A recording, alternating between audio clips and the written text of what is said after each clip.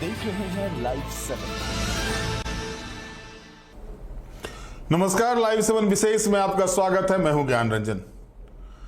दोस्तों, 3 अप्रैल को जो बोकारो में घटना हुई थी, जिस तरह से विस्थापित लोग आंदोलन कर रहे थे, उसके बाद जो स्थिति बनी, यानी टाइगर जयराम महतो जो डुमरी से विधायक हैं उनके और बोकारो की विधायक श्वेता सिंह के बीच में जो मामला हुआ, उसके बाद से अब तक राजनीति शांत होने का नाम नहीं ले रही है, ठंडा होने का नाम नहीं ले रही है। आलम यह है कि अब यह मामला केंद्रीय गृह मंत्री के पास भी पहुंच गया है। दोस्तों, डुमरी के विधायक टाइगर जयराम महतो ने इस मामले को लेकर के केंद्रीय गृह मंत्री अमित शाह को पत्र लिखे हैं और उन्होंने विस्थापन के मुद्दे पर उच्च स्तरीय समिति बनाकर के इस मामले के निपटारे की मांग की है। साथ ही साथ और भी कई मांगे उन्होंने की है, वो भी हम आपको बताएंगे। लेकिन इन पूरे घटनाक्रम के बीच में जयराम महतो का पत्र राज्य सरकार को नहीं आता है और सीधे केंद्रीय गृह मंत्री को जाता है। इसके अंदर की भी राजनीति, इसके अंदर भी राजनीति की बू कहीं ना कहीं आ रही है। कल ही मैंने आपको बताया था कि निशाने पर कांग्रेस और झारखंड मुक्ति मोर्चा के जयराम महतो हैं और जाहिर तौर पर विपक्ष में है, तो विपक्ष में जो सबसे बड़ी पार्टी है उसकी कुछ न कुछ सहानुभूति तो मिलेगी ही। चूंकि बोकारो में विरंची नारायण भाजपा के विधायक थे और इस चुनाव में श्वेता सिंह कांग्रेस की विधायक ने उनको हराया है, जाहिर तौर पर यह भी टीस भारतीय जनता पार्टी के मन में होगी और उनको ये लग रहा होगा कि वहां पर जो है, अगर टाइगर जयराम महतो कोई स्टेप उठाते हैं तो उसमें चुप्पी साध लेना ही सबसे बड़ा इलाज है, सबसे बड़ा रास्ता हो सकता है। और आप देखें कि पूरे प्रकरण में जो है, आपको प्रदेश स्तर से एक भी बयान भारतीय जनता पार्टी के द्वारा जारी नहीं किए गए। अब सवाल यह उठ रहा है कि जो टाइगर जयराम महतो ने जो पत्र केंद्रीय गृह मंत्री अमित शाह को लिखा है और उसको अपने फेसबुक वॉल पर पोस्ट किया है, उसके नीचे जो कमेंट्स आ रहे हैं, अगर आप उस कमेंट्स को देखेंगे तो वो कमेंट्स 2002 की घटना को याद दिला रहा है कि 2002 में जो डोमिसाइल का मामला हुआ था, बाहरी भीतरी का मामला हुआ था, वो मामला कहीं फिर से उसकी पुनरावृत्ति झारखंड के बोकारो से ना हो जाए, इसकी शंका खड़ी हो रही है। अब ये तो मान के चलिए केंद्रीय गृह मंत्री की शरण में जा चुके हैं जयराम। क्या केंद्रीय गृह मंत्री लेंगे इस पर संज्ञान? ये सारी चीजें आएगी, लेकिन उससे पहले मैं आपको बताने जा रहा हूं कि अपने जो फेसबुक वॉल पर उन्होंने जयराम महतो ने लिखा है कि बीएसएल विस्थापित शहीद प्रेम महतो की मां की दहाड़ आज भी मुझे बार बार विचलित कर देती है। माननीय केंद्रीय गृह मंत्री महोदय से मैंने पत्र के माध्यम से अनुरोध किया है कि इस गंभीर मामले को संज्ञान में लें और इस घृणित कार्य के लिए जो भी दोषी हों उन पर कार्रवाई का निर्देश देने की कृपा करें।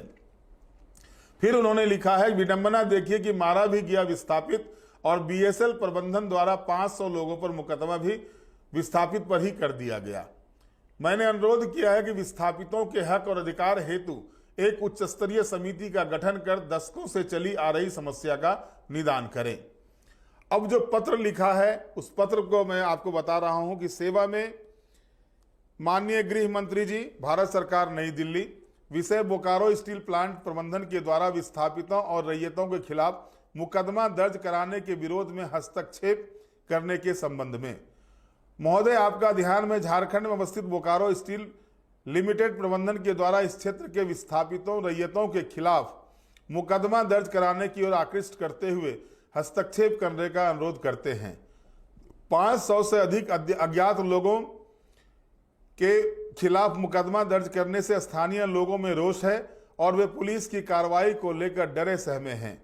यह मुकदमा बीएसएल के महाप्रबंधक सुरक्षा कार्यपालक प्रशासनिक भवन बोकारो के द्वारा स्थानीय थाना में दर्ज कराया गया है। विगत 3 अप्रैल को विस्थापित अप्रेंटिस संघ के बैनर तले युवाओं ने बोकारो स्टील प्लांट के प्रशासनिक भवन के सामने धरना दिया था। लगभग 1500 युवाओं ने इसी संयंत्र में प्रशिक्षण हासिल किया है और लंबे समय से नौकरी की मांग करते रहे हैं। इस संयंत्र की स्थापना में बोकारो के रैयतों ने हजारों एकड़ जमीन दी है। 3 अप्रैल को ही घटना के दौरान सीआईएसएफ के जवानों ने विस्थापितों पर लाठीचार्ज किया था। इस घटना में हरला थाना क्षेत्र के सीबूटाण में रहने वाले 27 वर्षीय युवा प्रेम कुमार महतो की मौत हो गई थी। इस लाठीचार्ज के विरोध में कई राजनीतिक दलों ने 4 अप्रैल को बोकारो बंद कराया था। इस बंद को स्थानीय लोगों और विस्थापितों ने भी समर्थन किया था। बोकारो स्टील प्लांट प्रबंधन ने मुआवजा के तौर पर प्रेम महतो के परिजनों को मात्र 50 लाख रुपये दिए हैं और परिवार के एक सदस्य को अस्थायी नौकरी देने का पत्र के बाद धरना समाप्त हुआ। लेकिन इसके बाद 3 अप्रैल को धरना और 4 अप्रैल को बंद को लेकर बोकारो स्टील थाना में मुकदमा दर्ज कराया है। इसमें आरोप लगाया गया है कि धरना प्रदर्शन, झड़प और बंद को लेकर प्लांट के अंदर बाहर सुरक्षा व्यवस्था का गंभीर खतरा उत्पन्न हुआ। विस्थापित युवा प्रेम कुमार महतो की मौत के बाद उसके शव के साथ प्रशासनिक भवन का घेराव रोषपूर्ण स्वाभाविक प्रतिक्रिया के तौर पर देखा जा सकता है, लेकिन प्राथमिकी में कई गंभीर आरोप लगाए गए हैं, जिससे विस्थापितों में जो है एक तरह से आक्रोश है, भय व्याप्त है। बीएसएल प्रबंधन द्वारा उल्टे 500 अज्ञात आंदोलनकारियों पर मुकदमा दर्ज कर दिया गया है, जबकि सभी घटना आम लोगों के मोबाइल, मीडिया के पास और सीसीटीवी कैमरा में उपलब्ध है।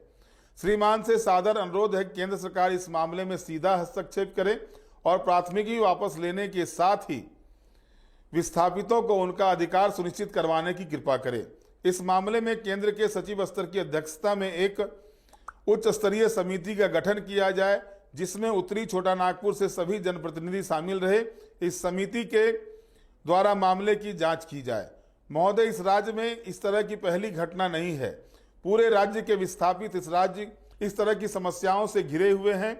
सीसीएल, बीसीसीएल और केंद्र सरकार के अन्य उपक्रमों द्वारा जमीन का अधिग्रहण किया जाता है, लेकिन विस्थापित न्याय और अधिकार के लिए वर्षों भटकते रहते हैं। लगातार आंदोलन रहते हैं। कोल कंपनियों द्वारा आउटसोर्सिंग निजी कंपनियों द्वारा खनन का काम करवाया जा रहा है। इनके द्वारा विस्थापितों के ऊपर शोषण की सारी प्रकाष्ठा लांघ दिया जाता है। प्रबंधन और सीआईएसएफ के द्वारा उनको लगातार प्रताड़ित किया जाता है। झारखंड में सीआईएसएफ की कमान किसी ईमानदार और काबिल अधिकारी को दी जाए, जिससे इस तरह की घटना की पुनरावृत्ति न हो। साथ ही खनिज पदार्थों के अवैध खनन और परिवहन पर भी लगाम लगाया जा सके। ये पत्र जो है सो जयराम महतो ने केंद्रीय गृह मंत्री अमित शाह को लिखा है। जाहिर तौर पर लॉ एंड ऑर्डर का जो मामला होता है वो मामला राज्य सरकार का होता है। अब ऐसे में सवाल उठता है कि क्या जयराम महतो को राज्य सरकार के पुलिसिया तंत्र पर या राज्य सरकार पर भरोसा नहीं, या फिर इसके पीछे की कुछ और राजनीति है? क्या महतो वोट बैंक को लेकर के जिस तरह से भाजपा को नुकसान उठाना पड़ा है पिछले विधानसभा और लोकसभा चुनाव के दौरान, क्या उस नुकसान की भरपाई को अब नए चेहरा के रूप में जयराम महतो दिख रहे हैं भारतीय जनता पार्टी को? ये भी सवाल उठ रहे हैं। सवाल ये भी उठ रहे हैं, जो मुख्य मुद्दा है बोकारो स्टील प्लांट का, जो विस्थापन का मुद्दा लगातार चल रहा है। अप्रेंटिस संघ ने जो आंदोलन किया था, उसके बाद जो प्रबंधन ने कहा कि हर सप्ताह मीटिंग करके 15-15 युवाओं को जो है सो अस्थायी तौर पर लिया जाएगा, क्या उस पर कार्रवाई हुई है? अब तक इसकी सूचना किसी प्रकार की नहीं आई है।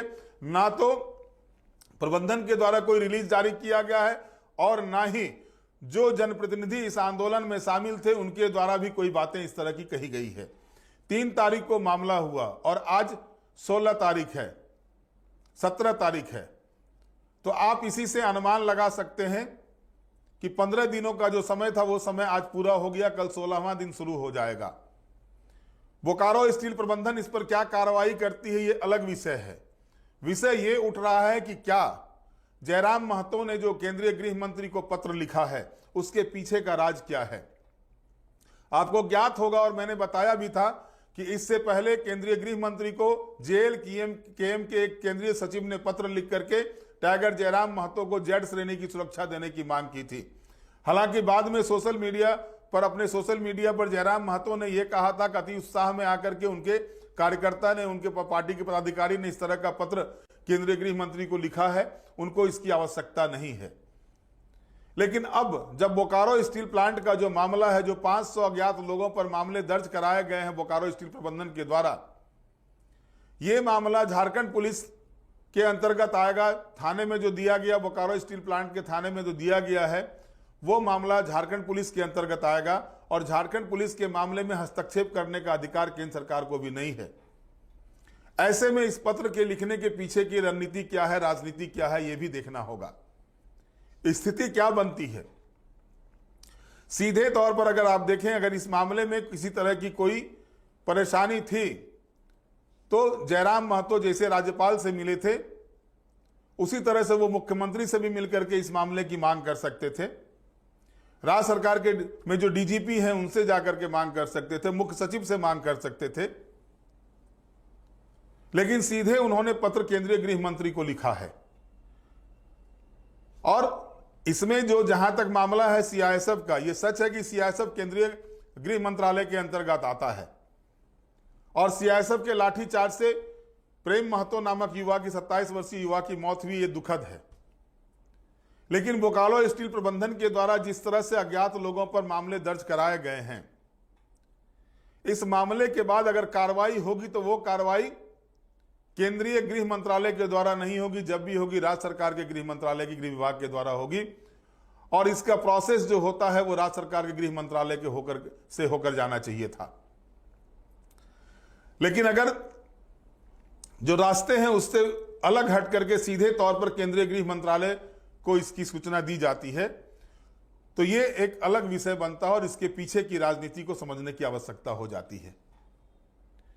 अब सवाल ये उठ रहा है कि जिस तरह से झारखंड मुक्ति मोर्चा और कांग्रेस के निशाने पर लगातार जयराम महतो आ गए हैं, क्योंकि जो देखा जा रहा है विधानसभा का सत्र हो या विधानसभा के बाहर हो, जो मुखर आवाज एक दिखाई दे रही है झारखंड में, जो चाहे वो विस्थापितों का मामला हो या अन्य मामला हो, उस मामले में अगर किसी एक पार्टी की आवाज सबसे ज्यादा बुलंद दिखाई दे रही है तो वो जेएलकेएम है। अन्य दलों के भी आंदोलन चल रहे हैं। अब जैसे कल ही आपने देखा कि सोनिया गांधी और राहुल गांधी पर ईडी की कार्रवाई को लेकर कांग्रेस पार्टी के नेताओं के द्वारा राज्य भर में आंदोलन किए गए। आज की अगर हम बात करते हैं तो आज भारतीय जनता पार्टी के द्वारा मंत्री हफीजुल हसन के बयान को लेकर के, जो उन्होंने बयान दिया था संविधान और शरीयत को लेकर के, उसको लेकर के आक्रोश मार्च निकाला गया। लेकिन जो मामला झारखंड का है, उस मामले को लेकर के भारतीय जनता पार्टी के नेताओं ने आवाज नहीं उठाई। लिहाजा जो झारखंड का मामला है, जो झारखंड के लोगों से जुड़ा हुआ मामला है, उसको लेकर के लगातार जयराम महतो आवाज उठा रहे हैं। और इसी विषय पर जब निशाने पर वो आ जाते हैं कांग्रेस और झारखंड मुक्ति मोर्चा के, तो जाहिर तौर पर आप इस बात को समझें कि उनके पास एक ही रास्ता बचता है कि वो अब, क्योंकि जो संख्या उनके पास है वो एकमात्र विधायक हैं सदन के अंदर। सदन साल में 3 मर्तबा चलता है, सदन के अंदर भी अगर उनको समय मिलेगा तो महज 2 मिनट का समय मिलेगा। और जो संगठन उनका है, वो संगठन अभी मजबूती की ओर जा रहा है, पूरी तरह से मजबूत नहीं हुआ है। अगर वो चाहेंगे कि अपने उस संगठन के द्वारा पूरे राज्य में आंदोलन को खड़ा करें, तो वो अभी उस लायक उनका संगठन नहीं बन पाया है। हालांकि संगठन को धारदार करने में उनके लोग लगे हुए हैं, लेकिन अभी भी उसमें बहुत काम करने की आवश्यकता प्रतीत हो रही है, दिखाई दे रही है। ऐसे में अगर भारतीय जनता पार्टी का साथ उनको मिलता है तो शायद उनको फायदा दिखाई दे रहा है, क्योंकि अकेला चना भार नहीं फोड़ता, ये सभी लोग जानते हैं, ये कहावत ऐसे ही नहीं बनी हुई है।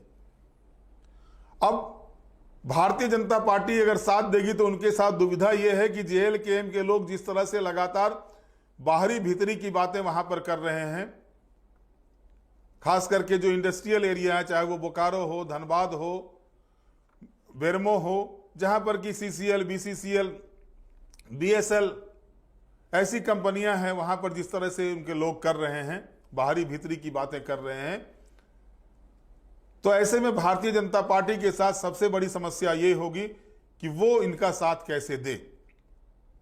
और जाहिर तौर पर ये मान के चलिए कि इस मुद्दे पर उनको साथ नहीं मिलेगा, तो अकेले जयराम महतो कितना कुछ कर सकते हैं इस मुद्दे को लेकर के। वहीं इस बीच जिस तरह से लगातार देखा जा रहा है कि कांग्रेस की विधायक श्वेता सिंह और जयराम महतो के बीच जो टसन शुरू हुआ था 4 अप्रैल से, वो टसन कम होने का नाम नहीं ले रहा है। श्वेता सिंह का बयान एक जारी हुआ जिसमें उन्होंने कहा कि जेएलकेएम की नेत्री उनके बगल में बैठी हुई थी, वो बातें कर रही थी, लेकिन उसके बाद जयराम महतो आकर के भौकाल फैलाना चाहते थे। यहां पर वो अपने क्षेत्र में राजनीति करें, बोकारो में आकर राजनीति ना करें। और उन्होंने ये भी आरोप लगाया कि डुमरी के युवा आकर के बोकारो में जो है सो बोकारो को अशांत करना चाहते हैं, इस तरह का भी आरोप उन्होंने लगाया है। तो आखिर ये राजनीति जो चल रही है बोकारो में, जो चल रही है, ये राजनीति किस ओर जाएगी? क्या बोकारो में शांति भंग होने की स्थिति बन रही है? लगातार देखा जा रहा है कि जिस तरह से एग्रेसिव रूप लेकर के जयराम महतो जाते हैं, लोगों के बीच में जाते हैं, जो बातें करते हैं, उसके बाद से सही है कि युवाओं के बीच में एक माहौल बनता है, लेकिन वो माहौल राज्य हित में, प्रदेश के हित में, जिला के हित में, लोगों के हित में, समाज के हित में कितना उपयुक्त है, ये भी देखना होगा। क्योंकि जयराम महतो अब सिर्फ जयराम महतो नहीं रह गए, वो एक माननीय विधायक हो गए हैं। उनका कारवां बढ़े, इससे कोई एतराज नहीं है। वो अपनी पार्टी को और मजबूत करें, अच्छी बात है, लेकिन पार्टी को मजबूत करने में अगर किसी तरह का बेमनस्व फैलाने की बात की जाती है, जैसा कि सोशल मीडिया पर मैंने आपको बताया कि जो बातें आ रही हैं, अगर आप उसमें कमेंट्स में देखेंगे तो जितने लोकल लोग हैं वहां बिहारियों पर अपना दबदबा बनाए रखिए। ये पी प्रदीप कोई हैं, उन्होंने मैसेज किया है। उसके बाद अन्य अगर मैसेज में देखें तो इस मामले में बिना राजनीति किए सभी झारखंडियों को एक होना होगा। निसंदेह जेएलकेएम सुप्रीमो ने से सभी राजनीतिक पार्टियों को सीखना भी चाहिए। आपकी सराहनीय कार्य को झारखंड का प्रत्येक जनमानस आपको सलाम करता है। और इस तरह की कई चीजें सामने आ रही हैं, जो बातें आ रही हैं, इन बातों को अगर देखा जाए तो वो चीजें उचित प्रतीत नहीं होती है। और जयराम महतो जिस तरह से काम कर रहे हैं, जाहिर तौर पर उनका काम युवाओं के लिए, खास करके स्थानीय लोगों के लिए जो चीजें हैं, ये सच है कि झारखंड अलग राज्य बना है तो झारखंड के जो स्थानीय लोग हैं उनको कम से कम चतुर्थ और तृतीय वर्ग की नियुक्तियों में 100% नियुक्तियां उनकी होनी चाहिए। इससे किसी को गुरेज भी नहीं होना चाहिए। लेकिन अगर हर जगह इस तरह की राजनीति होने शुरू हो जाए तो यह भी कहीं से उचित प्रतीत नहीं होता है। अब केंद्रीय गृह मंत्री को पत्र लिखे हैं जयराम महतो। अब गृह मंत्रालय इस पर क्या कार्रवाई करती है, यह देखना दिलचस्प होगा। साथ ही साथ जो मैंने कहा कि इसके पीछे की जो राजनीति है, क्या कहीं वो राजनीति, क्योंकि मैंने कल भी आपको बताया था कि सभी राजनीतिक दलों को ट्राइबल वोटर्स के बाद महतो वोट दिखाई दे रहे हैं, जिसको अपने पाले में करने का प्रयास किया जा रहा है। और इसमें अगर आप देखेंगे तो जेएलकेएम ने बाजी मारा है, इससे इनकार भी नहीं किया जा सकता। पिछले 2 चुनाव में, लोकसभा और विधानसभा के चुनाव में, लोकसभा में भले ही सीटें नहीं आई, लेकिन 2 विधानसभा सीट पर जेएलकेएम आगे था और लगभग 8 विधानसभा सीटों पर जो है उन्होंने कड़ी टक्कर दी थी। वहीं विधानसभा चुनाव में भी अगर आप देखें तो भले ही एक सीट जेएलकेएम जीता, लेकिन कई विधानसभा सीटों पर कईयों के काम बिगाड़ दिए, फायदा उठा के ले गया जेएमएम। सुदेश महतो को तो कहीं का नहीं छोड़ा जेएलकेएम ने इस चुनाव में। जो स्वयंभू नेता कहे जाते थे झारखंड में, वो कुर्मी जाति के, महतो जाति के। तो ऐसे में अब जो भी राजनीति हो, इन राजनीति से इतर एक बात को जरूर ध्यान रखना होगा कि जो भी जनप्रतिनिधि हैं, विधायक बन गए हैं, सांसद बन गए हैं, उनसे ये उम्मीद की जाती है कि वो अपने कार्यकर्ताओं को भी संयमित रखें, वो ऐसी बातों को समाज के बीच ना फैलाएं जिससे सामाजिक वैमनस्यता बढ़े। उम्मीद करते हैं कि एक शिक्षित युवा पहली बार विधायक बन के आए हैं, जोश के साथ काम कर रहे हैं, इसमें कोई दो राय नहीं है। पहले विधायक हैं जो जनता की बात सुनने के लिए, समस्याओं को सुनने के लिए लगातार जब से वो विधायक बने जनता दरबार लगा रहे हैं। कई काम ऐसे कर रहे हैं जिसकी सराहना की जाए तो वो कम होगा, लेकिन जो गलत है सो गलत है, इस पर भी जयराम महतो को ध्यान देना होगा। बहरहाल आज के विशेष में इतना ही। आप हमारे साथ जुड़े रहें, हमें लाइक करें, सब्सक्राइब करें। बहुत बहुत धन्यवाद। नमस्कार।